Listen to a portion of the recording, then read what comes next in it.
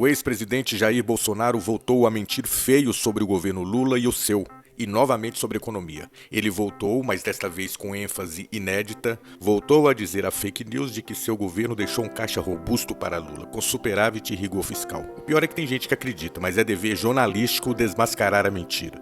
O que disse Bolsonaro em um tweet com quase 500 mil visualizações e 5 mil compartilhamentos? O governo de Jair Bolsonaro fechou seu mandato com um superávit de cerca de 54 bilhões de reais, mesmo passando por uma pandemia histórica, secas e uma guerra na Europa que desestabilizou o mercado internacional. Hoje o que vemos? Gastança desenfreada e uma deterioração sistemática das contas públicas. Já estamos na marca de R$1 trilhão de déficit, sem uma pandemia e sem guerra, com a criação de mais um ministério, chegando a 39, se igualando ao governo Dilma, enquanto em nossa gestão reduzimos os mesmos para 23. Atualmente o cenário é de contas esfaceladas, aumentos explosivos de impostos e sem nenhum retorno visível para a maioria dos brasileiros. É preciso perguntar, onde estaremos em mais alguns anos, estatizados até o talo, o povo totalmente dependente do Estado e quebrados?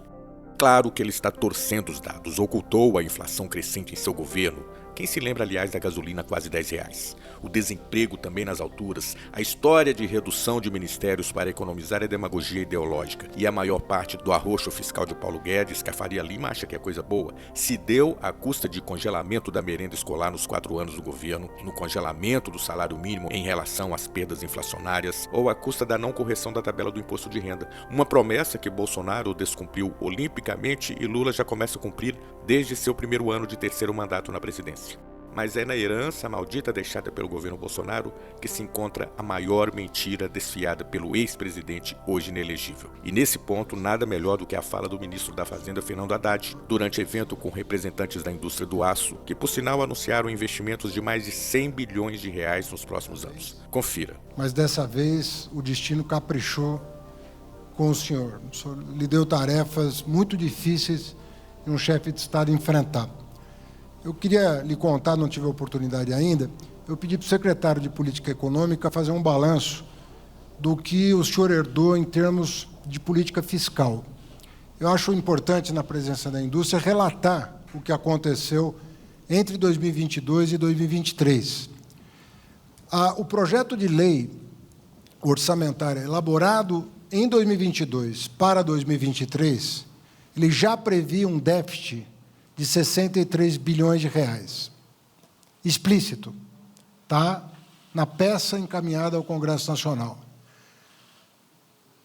Só que, além dos 63 bilhões de déficit primário declarado pelo governo anterior, a rubrica do Bolsa Família estava a descoberto em mais 60 bilhões de reais. Ou seja, nós íamos ter que inaugurar o governo cortando benefícios sociais, lembrando que, à época, os dois candidatos defenderam a manutenção da transferência de renda naquele patamar. Isso já dá alguma coisa acima de 120 bilhões de reais. Nós tivemos um calote de precatórios, tanto em 2022 quanto na peça orçamentária de 2023, somados, superam 90 bilhões de reais. Então, nós estamos falando em alguma coisa já na casa de 230 bilhões de reais. E nós tivemos que indenizar os governos de Estado pela irresponsabilidade de tomar o ICMS sobre combustíveis durante o processo eleitoral. Ou seja, nós herdamos um problema da ordem de quase 300 bilhões de reais em valores atualizados. É isso que o senhor herdou e é isso que nós estamos tentando administrar como uma das pautas da área econômica. E é uma pauta fundamental, colocar a ordem na bagunça que foi herdada nesse período. O que está acontecendo paulatinamente, e nós vamos conseguir atingir os nossos objetivos. Esse ano vai ser infinitamente melhor do que o ano anterior, e assim sucessivamente. Apesar disso, a inflação cai consistentemente. Consistentemente.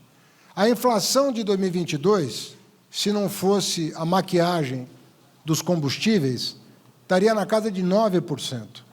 A inflação esse ano será abaixo de 4%, próximo da meta estabelecida pelo próprio governo.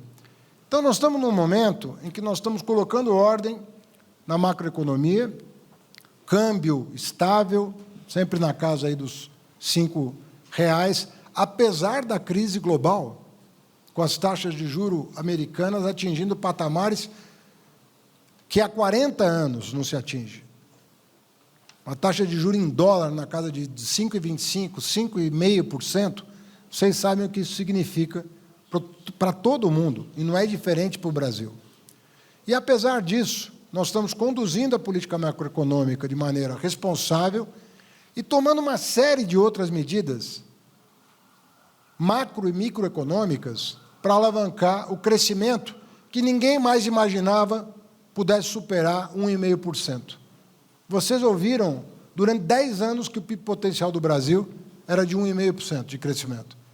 Hoje nós estamos crescendo na casa de 3%, já reprojetamos esse ano para um patamar de 2,5%, temos o desafio do Rio Grande do Sul, cuja gravidade ninguém nega, mas reforma tributária, marco de garantias, reforma no mercado de capitais, mercado de crédito, novo BNDES, tudo isso permitindo que nós possamos apoiar a indústria, apoiar o comércio, apoiar os serviços, sob a liderança do nosso vice-presidente, que cuida, né, do crescimento setorial no país, em absoluta sintonia com planejamento e fazenda.